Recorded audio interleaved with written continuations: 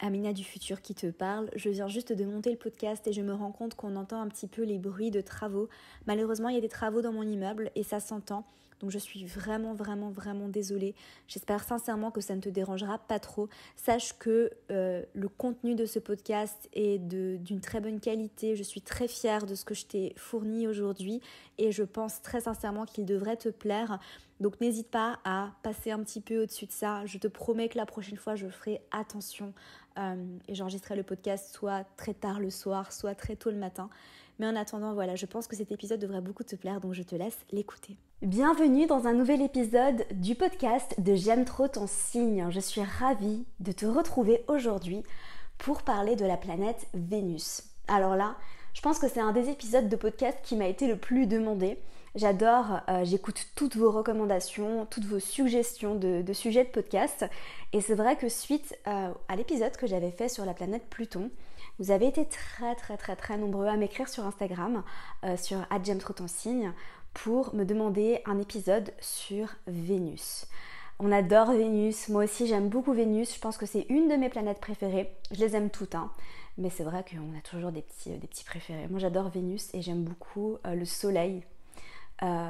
Qui est un luminaire bien évidemment, mais que je considère en astrologie, en lecture de thème astral, comme une planète, même si c'est un petit peu différent. Mais ce n'est pas le sujet d'aujourd'hui. Aujourd'hui, je vais t'expliquer ce que représente Vénus en astrologie. On va tout d'abord parler de l'énergie de Vénus. Je vais vraiment essayer de t'expliquer avec des mots, mais j'aimerais vraiment que tu, peut-être, si tu as la possibilité de le faire, que tu fermes les yeux et que tu essayes de ressentir l'énergie de Vénus. Pourquoi ? Parce que selon moi, en fait, la meilleure manière de vraiment bien comprendre l'astrologie pour nous aider à interpréter l'astrologie, les planètes, c'est pas de les comprendre mentalement, c'est vraiment d'intégrer ce que représentent les énergies, mais d'intégrer en fait ces énergies dans ton corps. Et en fait, c'est peut-être un peu perché ce que je vais te dire, mais bon, on s'en fout. Moi, je pense sincèrement qu'on peut se connecter à l'énergie des planètes selon nos propres besoins. Tu as cette capacité en fait de te connecter à ces planètes selon ce que tu traverses dans ta vie. Par exemple, si tu sens que dans ta vie, tu as besoin de plus de fun, de plus de légèreté, de plus de plaisir, tu peux te connecter à la planète Vénus. Si tu sens que dans ta vie, tu as besoin de transformation, tu as besoin de lâcher quelque chose d'important, si tu sens qu'il y a quelque chose qui te détruit, qui te fait mal et que tu as besoin de t'en séparer, que tu as besoin de lâcher, tu peux te connecter à l'énergie de Pluton ou à l'énergie de la déesse Kali qui va beaucoup pouvoir t'aider. Si tu sens que tu as besoin de rigueur, de structure, que tu as besoin de reprendre ta vie en main, tu peux te connecter à l'énergie de la planète Saturne. Donc épisode sur Saturne à venir bien évidemment. J'avais déjà fait un épisode sur le retour de Saturne. Donc si dans ton thème astral tu as Saturne en Verseau et que tu n'as pas déjà écouté cet épisode, que fais-tu ? Cet épisode va beaucoup pouvoir t'aider à comprendre ce qui se passe dans ta vie en ce moment si tu as l'impression que tu es en train de passer à la machine à laver. Voilà. Mais aujourd'hui, voilà, je vais te parler de Vénus et j'aimerais que tu intègres ce que je te dis dans ton corps afin de pouvoir aussi t'aider dans ton interprétation. Parce qu'en fait, si tu veux, tu vas pouvoir écouter plein d'astrologues te parler de Vénus et ça va pouvoir t'aider justement à travers différents mots, parce qu'on a tous nos propres mots quand on décrit les énergies des planètes, ce qui est normal, ce qui est merveilleux. Je pense qu'il y a autant de pratiques d'astrologie qu'il n'y a d'astrologues. Et justement, en comprenant ce que différentes personnes vont pouvoir te dire, tu vas pouvoir intégrer l'énergie de la planète. Et du coup, quand tu vas passer en mode interprétation, quand tu vas regarder ton thème astral ou le thème astral de tes amis, quand tu vas passer en mode interprétation, l'énergie que tu auras compris de la planète, elle ne sera pas juste mentale et tu auras vraiment intégré ce que ça signifie, ce que cette énergie représente. Et quand tu vas passer à l'interprétation, ce sera hyper facile. Donc avant de commencer cet épisode, si tu es inscrite à ma mailing list, tu le sais, j'avais prévu de te l'annoncer aujourd'hui. La masterclass du mois de mai sera sur un sujet qu'on m'a demandé encore de partout. Ce sera sur le sujet de l'amour. Et d'ailleurs, cet épisode de podcast est un extrait de ce que tu vas retrouver dans cette masterclass que j'ai intitulée la signature amoureuse dans le thème astral. Dans cette masterclass, je vais t'expliquer exactement comment comprendre ton rapport à l'amour grâce à ton thème astral. de quoi tu as besoin en termes d'affection, en termes d'affectivité, comment tu entres en relation, quels sont tes besoins émotionnels, quels sont tes besoins sexuels. On va parler de tout ça dans cette masterclass, ça va être juste génialissime. Spoiler, si tu as les coordonnées de naissance de ton crush ou de ton mec, tu vas pouvoir aussi analyser, enfin de ton mec ou de ta copine, hein, bien évidemment. Qu'est-ce que je dis moi? Tu vas pouvoir aussi analyser la relation à l'amour de cette personne en fonction de son thème astral. Donc c'est hyper fun. Moi j'adore faire ça. Et je t'ai préparé un programme de folie, de folie, de folie. Donc on va parler de Vénus, mais on va pas seulement parler de Vénus dans cette masterclass. Non, non, non, non, on va pas s'arrêter là. On va parler du descendant, de la maison 7, on va parler de la maison 5 sous l'angle de l'amour.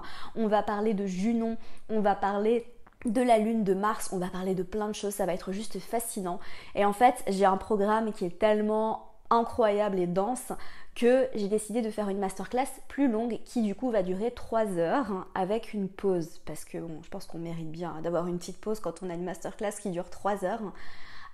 Donc voilà, n'hésite pas à aller checker toutes les informations, c'est le premier lien que tu trouves dans les notes du podcast, ça va être juste incroyable. La dernière masterclass que j'avais faite sur la carrière est d'ailleurs disponible en replay.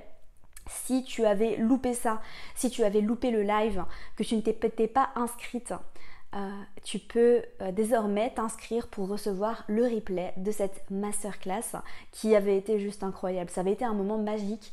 J'aime tellement donner ces masterclass et du coup, il y en aura une par mois, en tout cas à partir de maintenant. Peut-être qu'un jour j'en ferai 2 par mois parce que ça m'éclate tellement et j'aime tellement l'énergie du groupe. Quand on est dans le live, c'est juste incroyable et j'adore enseigner l'astrologie, donc évidemment je suis passionnée par tout ça. Donc voilà, n'hésite pas à t'inscrire, le nombre de places est limité pour le live bien évidemment parce que le but c'est aussi de pouvoir répondre à vos questions à la fin. Donc voilà. Alors, Vénus, j'adore la planète Vénus, bon je te l'ai déjà dit. Vénus est assez proche de la Terre, elle a une vitesse de rotation qui dépend, alors ça dépend des rétrogrades comme toujours, mais qui dure entre 1 mois et 40 jours à peu près. Et c'est pour ça qu'elle est toujours assez proche de ton signe solaire.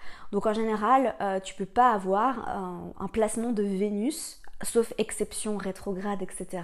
Ça peut toujours arriver. Il y a toujours l'astrologie, c'est un petit peu comme le français, la grammaire française. Il y a un petit peu toujours des exceptions, tu sais. Enfin bref. Et du coup elle sera toujours relativement proche du signe dans lequel le soleil est. Donc par exemple en ce moment le soleil est en taureau à l'heure à laquelle je t'enregistre ce podcast. Vénus est également en taureau et elle va passer en gémeaux dans quelques jours et puis le soleil passera en gémeaux dans quelques semaines aussi, dans 2 semaines à peu près. Donc voilà, Vénus et Mercure et Mars sont toujours assez proches, c'est des planètes dites personnelles. Donc Vénus, planète dite personnelle, représente en fait la polarité yin, donc l'énergie féminine. Donc c'est une des planètes avec la Lune, qui est un luminaire mais qui représente aussi cette énergie à polarité yin dite féminine. Quand je dis énergie féminine, je répète toujours ça parce que j'ai quand même besoin de le répéter. Je parle pas de genre, je parle pas de sexe, je parle pas de femme ou d'homme, pas du tout, je parle d'énergie féminine. Les énergies féminines et masculines qui vivent en chacun de nous, dans tous les êtres vivants. Donc énergie féminine dite yin, qui est vraiment, on l'appelle la planète de l'amour. Alors elle ne représente pas seulement l'amour, bien que je vais te parler d'amour aussi dans ce podcast. Vénus représente aussi notre capacité à recevoir, c'est la planète de la beauté, c'est la planète de l'amour de soi et c'est la planète de notre capacité à nous connecter à l'énergie d'abondance. Donc tout ça est vraiment lié parce que si tu veux te connecter à l'énergie d'abondance, tu dois te mettre en mode réception, tu dois travailler sur la notion de recevoir. J'ai l'impression qu'on vit dans une société où on est tout le temps en train de faire, donner, et on ne se connecte pas assez à l'énergie de réception. Et ça, j'en avais parlé dans un post sur Instagram d'ailleurs. Vénus nous aide beaucoup à nous connecter à l'énergie de réception, qui est une énergie d'amour. Donc, qu'est-ce que ça veut dire en gros se connecter à l'énergie de réception si tu ne comprends pas ce que je veux dire par là? C'est tout simplement en fait d'apprendre à vraiment recevoir avec le cœur ouvert. Parce que combien de fois en fait on t'offre des cadeaux, est-ce que tu ressens vraiment de la gratitude et de l'appréciation quand on t'offre quelque chose ou quand on te fait un compliment, est-ce que tu ressens vraiment ou tu dis juste merci comme ça sans trop y réfléchir? Est-ce que tu as pris 2 secondes pour juste ralentir et recevoir ce qu'on vient de te donner? Et ça, c'est vraiment l'invitation de Vénus. Vénus nous invite à ajouter du beau dans notre vie, à prendre soin de nous, à arrêter d'être tout le temps dans le faire et être en mode plus passif. Ok? Donc on comprend aussi pourquoi Vénus est en domicile en Taureau et en Balance, parce que, alors il y a 2 types de Vénus. Il y a la Vénus qu'on dit terrienne, qui est la Vénus du Taureau, qui est le principe vénusien de jouir de la vie. Donc Vénus, c'est vraiment une planète qui nous invite à jouir et à profiter de la vie, à nous connecter à notre sensualité. Donc la Vénus du Taureau, c'est cette Vénus-là. C'est la Vénus de la sensualité du corps. C'est la Vénus en fait qui va profiter de ses sens. Donc autant au niveau de sa sexualité, autant au niveau gustatif, au niveau de l'odorat, au niveau de la vue, au niveau de l'ouïe, du toucher. Une Vénus vraiment qui est très connectée à la matérialité de la vie, qui est connectée à l'instant du moment présent et qui est là pleinement ici avec nous. Et parce qu'on est ici connecté, on est dans le mode sensuel. Le mode sensuel en fait où on est connecté à nos sens et on peut profiter de la vie à travers nos sens. Donc ça c'est l'invitation de la Vénus en Taureau. Et d'ailleurs j'espère que tu as profité du transit de Vénus en Taureau pour vraiment te connecter à ta sensualité. Donc quand je dis sensualité, c'est vraiment à travers les 5 sens, parce que je sais que quand on dit sensualité, très souvent on pense à la sexualité, donc aussi bien évidemment, mais surtout à travers les sens. Donc quand tu passes devant une boulangerie par exemple, est-ce que tu prends le temps de vraiment respirer, sentir l'odeur du pain chaud, c'est tellement bon. Quand tu vois par exemple un magnifique coucher de soleil, est-ce que tu profites de ta vue ou alors est-ce que tu es déjà sur ton téléphone en train de faire des photos sur Instagram? C'est pas Amina. Est-ce que tu profites vraiment d'entendre de la belle musique, de sentir des huiles essentielles, des parfums, de toucher des belles matières, de toucher tes légumes quand tu les coupes? C'est tout ça en fait, de vraiment savourer ta nourriture pleinement en profitant de ton palais, de ta langue, de sentir toutes les sensations dans ta bouche, ou alors est-ce que tu manges distrait devant ton ordinateur et tu comprends même pas ce qui se passe dans ta bouche au moment où tu manges. Donc voilà l'invitation de Vénus en Taureau. Vénus en Balance, c'est la Vénus dite céleste, donc c'est une énergie qui est quand même très différente. Vénus en Balance, la Vénus de la Balance, c'est la Vénus qui ajoute du beau. C'est la Vénus qui a besoin de romance, de romantisme, qui a envie de se lier. Vénus, c'est un principe en fait, donc c'est la grosse différence entre des planètes comme Vénus et les planètes comme Saturne. Vénus, c'est un principe qui lie les personnes entre elles. C'est le principe de liaison, le principe affectif. Saturne, c'est une énergie de séparation, d'accord? Donc on est vraiment dans quelque chose de très différent. Mon but n'est pas du tout de comparer ces planètes parce qu'elles ne sont pas comparables, mais c'est vraiment pour te donner une idée. Donc Vénus en Balance, c'est le principe de liaison, c'est un principe qui va nous aider à nous rapprocher les uns des autres. Donc c'est pour ça que la Balance, c'est le signe de la sociabilité, c'est un signe qui entre en relation. Et du coup, la Vénus en Balance, c'est aussi la Vénus qui va ajouter du beau dans tout ce qu'elle fait. Donc l'invitation de Vénus en Balance, quand tu feras le transit de Vénus en Balance, je pense que ce sera d'ici octobre, l'invitation, ce sera d'ajouter du beau. Donc de t'acheter des fleurs, de décorer ton appartement, de bien t'habiller, de prendre soin de toi, de faire en sorte que ta vie soit belle et de profiter de la beauté de la vie, de te reconnecter à la beauté de la vie. Voilà. Invitation de Vénus en Balance. Donc tu vois, tu saisis quand même la différence entre ces deux Vénus. Une est très terrestre, très connectée à la Terre, et l'autre est très céleste, à l'énergie du beau, de la beauté, de la sociabilité. C'est une énergie qui est connectée à l'amour avec un A majuscule. Voilà. Et du coup, l'invitation de la planète Vénus, autant en Taureau qu'en Balance, c'est vraiment tout ça. C'est tout ça mélangé. C'est se reconnecter à l'énergie du beau, c'est apprendre à recevoir, c'est connaître sa valeur et ne pas accepter de recevoir moins que ce qu'on mérite. Et c'est pour ça que Vénus, c'est aussi une planète qui nous questionne sur la notion d'argent, d'abondance, parce que justement, tu le sais, selon les principes des lois universelles, qu'on reçoit toujours à la hauteur de ce qu'on pense mériter. Et du coup, c'est pour ça que Vénus te questionne aussi sur qu'est-ce que tu penses mériter? Qu'est-ce que tu penses mériter recevoir? Est-ce que tu peux t'aimer encore plus? Est-ce que tu peux grandir en estime de toi? Est-ce que tu peux voir à quel point tu es extraordinaire pour pouvoir, hop, ouvrir le mode réceptif et t'autoriser et t'ouvrir pleinement à recevoir? Parce que ce que la société nous enseigne est à l'inverse des principes vénusiens, c'est plus tu fais, plus tu vas recevoir. Le principe vénusien, c'est moins je fais, plus je m'ouvre à la réception, plus je prends soin de moi, plus je me repose, plus je suis apte à recevoir. Alors ça c'est le principe vénusien, je dis pas que c'est comme ça que ça fonctionne dans le monde, n'est-ce pas? Parce que évidemment que si tu restes assis sur ton canapé et que tu ne fais rien de tes journées, c'est pas comme ça que tu vas créer de l'abondance. Mais c'est pour ça qu'on a besoin de toutes les planètes, d'accord? C'est pour ça qu'on a besoin de tout le système pour pouvoir construire quelque chose. C'est pour ça que je te dis que j'aime toutes les planètes, parce que justement on a besoin de Vénus, mais on a aussi besoin de Mars, d'accord? On a besoin d'être dans l'action, dans le yang, dans le faire.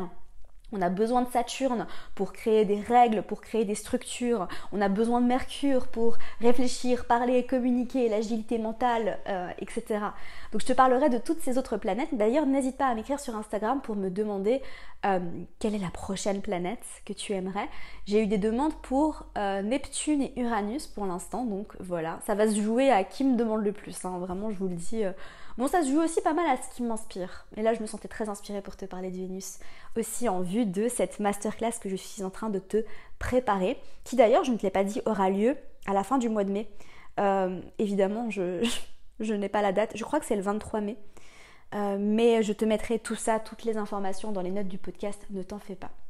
Donc évidemment, je suis en préparation de cette masterclass, donc je suis très connectée à l'énergie de Vénus, qui sera un des sujets, mais comme je te l'ai dit plus tôt, ça représente peut-être, je sais pas, 15% de cette masterclass qui va être juste génialissime. Donc maintenant, je vais passer Vénus à travers les signes pour pouvoir t'expliquer un petit peu l'énergie de Vénus à travers les signes.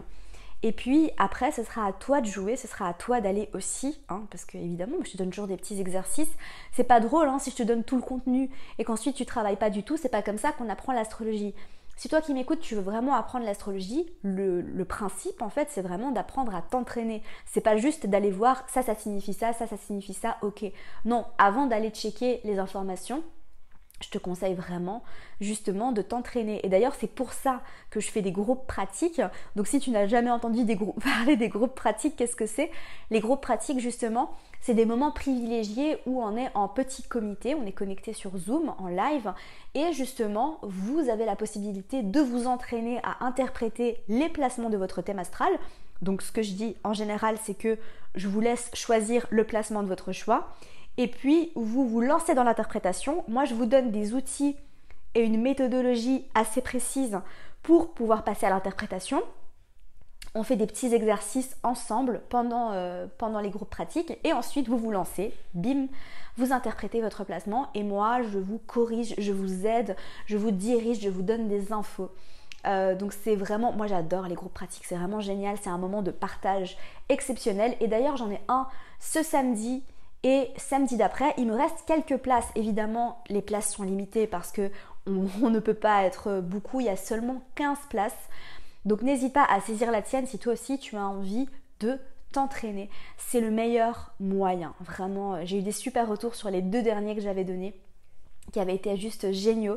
Et le fait d'entendre aussi les autres personnes s'entraîner, ça t'aide justement, parce que si tu entends quelqu'un par exemple qui interprète, je sais pas, Mercure en bélier en maison 8, et toi tu as aussi des planètes en maison 8 et du coup tu comprends un petit peu comment on interprète un placement en maison 8 par exemple. Voilà, donc n'hésite pas à aller checker tout ça, c'est le lien, je mettrai le lien dans la barre de description aussi. Je dis la barre de description mais je suis pas forcément sur YouTube, donc dans les notes du podcast, tu m'as compris. Vénus à travers les signes. Alors, je vais aussi parler évidemment des domiciles. Donc, tu sais que Vénus est en domicile en Taureau et en Balance. Donc, Vénus en Bélier, elle est en exil. Qu'est-ce que ça veut dire? Ça veut dire qu'en fait, elle est dans une planète en exil. Elle est toujours dans le signe opposé au signe dans lequel elle est en domicile. Donc évidemment, Vénus est en exil en Bélier, parce que c'est le signe qui est opposé à la Balance.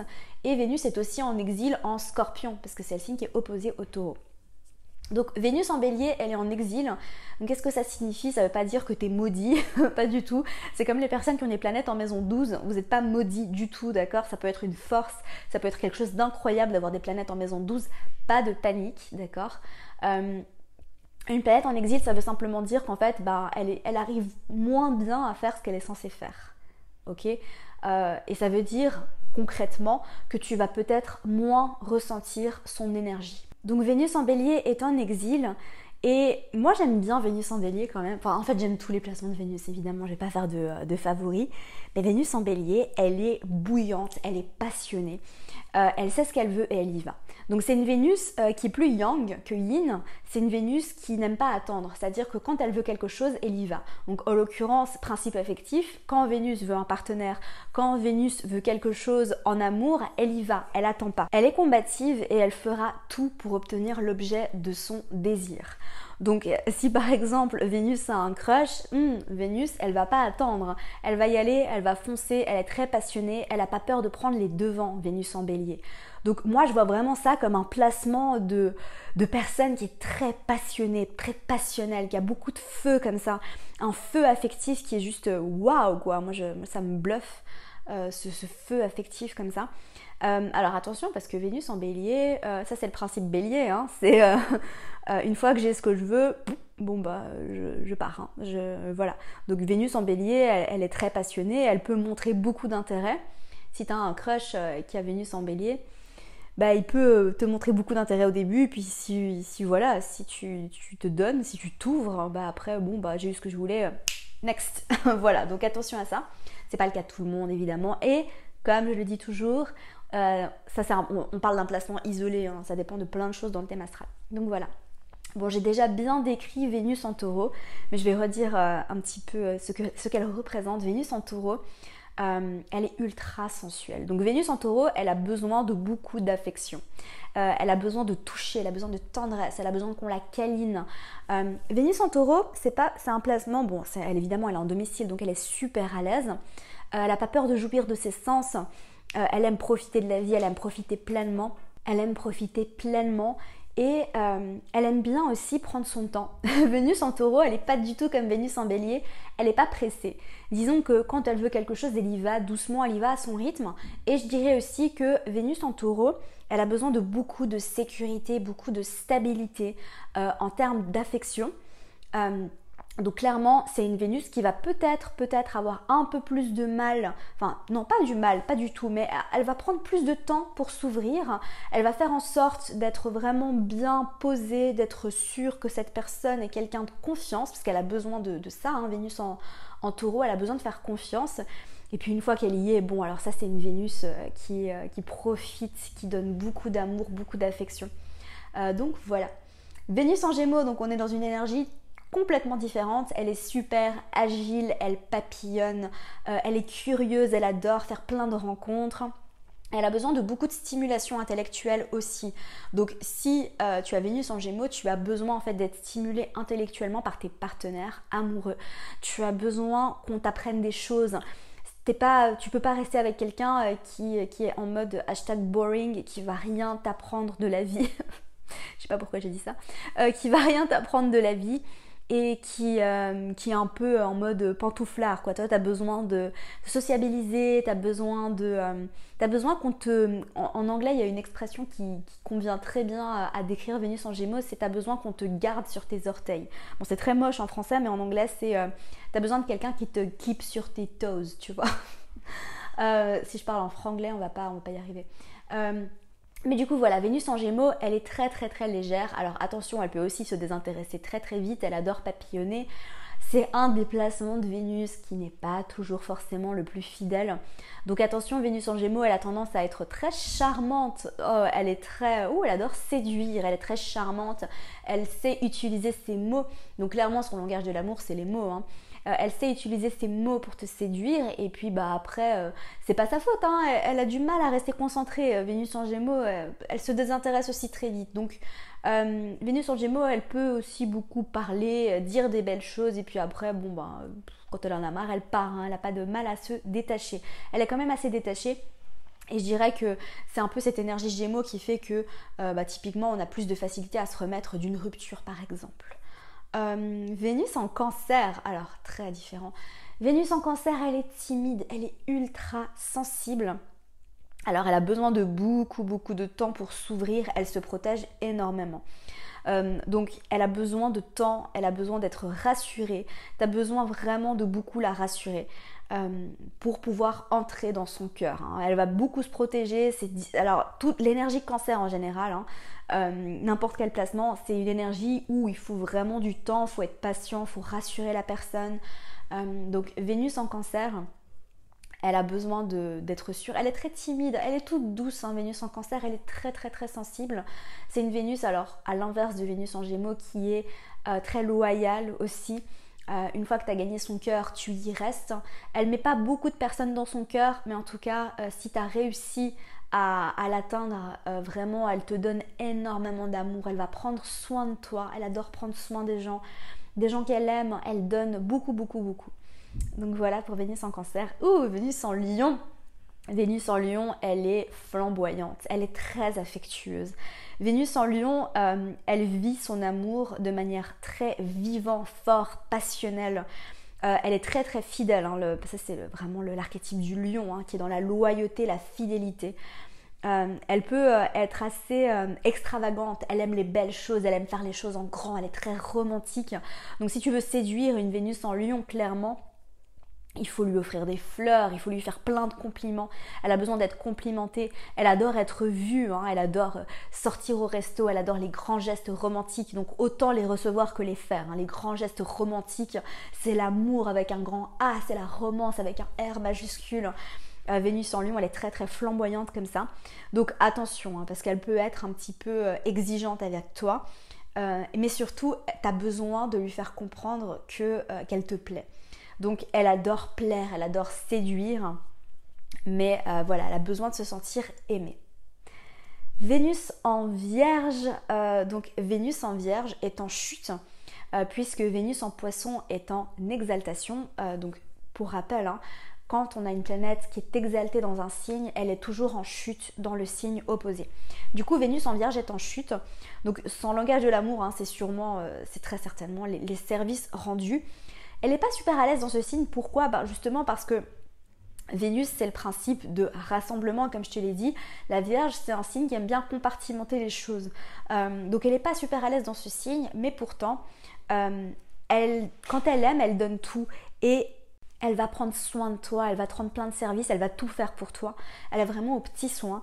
Donc elle peut être un petit peu perfectionniste avec ses partenaires. Donc ça, c'est l'énergie Vierge, hein, qui fait que Vénus en Vierge, hein, elle peut être un petit peu critique envers toi.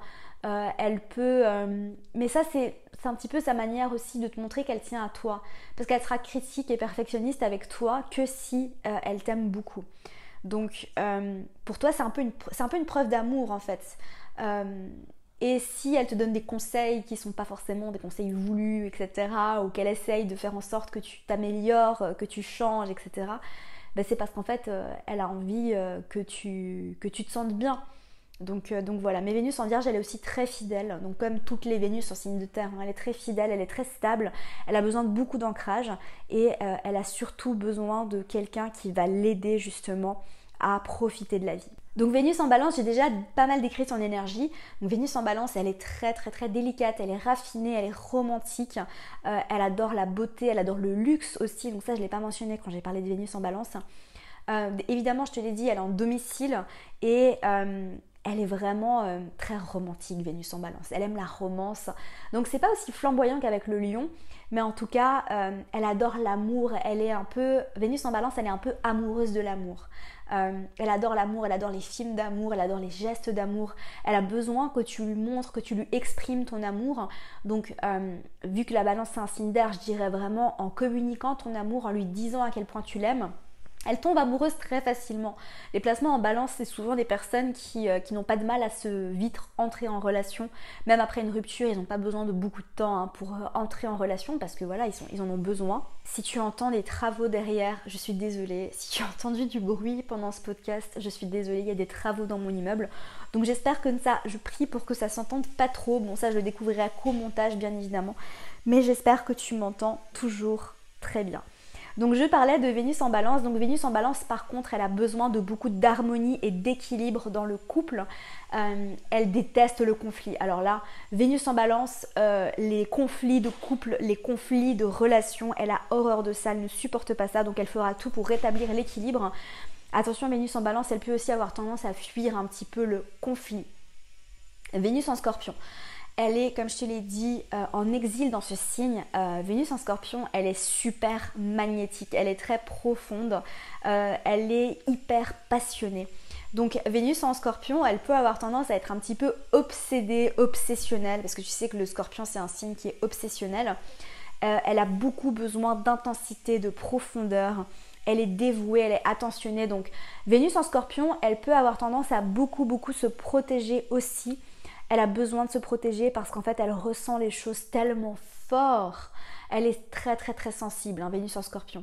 Et du coup, elle ressent les choses tellement fort qu'en fait, elle a peur de souffrir, donc elle se protège énormément. Mais par contre, quand elle a quelqu'un en tête, elle peut devenir très... comment dire, c'est une énergie qui est très intense en fait. Et du coup, elle peut avoir plus de mal à se détacher. Donc ça, c'est la même chose pour Vénus en Cancer, hein. Elle peut avoir plus de mal à se détacher justement parce qu'elle a tendance à beaucoup rester dans le passé, beaucoup rester accrochée à certaines personnes. C'est l'inverse un peu des Vénus en signe d'air qui, elles, virevoltent un petit peu beaucoup plus facilement. Oui, Amina, on a compris. Vénus en Scorpion, elle peut rester accrochée à quelque chose qui ne lui sert pas. Elle peut rester accrochée à des relations qui vont pas être bonnes pour elle. Donc vraiment prendre du recul par rapport à ça. Mais en tout cas, elle est magnétique, elle est intense, elle est très passionnée. Et quand elle y va à fond. Vénus en Sagittaire, elle est très indépendante. Donc elle adore explorer. C'est peut-être un signe de Vénus qui va vouloir explorer diverses formes d'amour. Mais en tout cas, son amour, il est hyper expansif. Elle est très optimiste, elle entre en relation très facilement, mais elle peut aussi très facilement en sortir. Donc Vénus en Sagittaire, elle est très passionnée, donc du coup, c'est comme toutes les Vénus de feu, hein, elles sont très passionnées, il y a beaucoup d'amour, il y a beaucoup de chaleur humaine, il y a beaucoup d'optimisme. Elle est vraiment très enjouée, elle s'emballe très facilement, hein. Vénus en Sagittaire, elle peut s'emballer très facilement quand elle rencontre quelqu'un, c'est waouh, c'est l'amour fou. Et par contre, elle peut se détacher très facilement si elle tombe sur quelqu'un qui va la coller.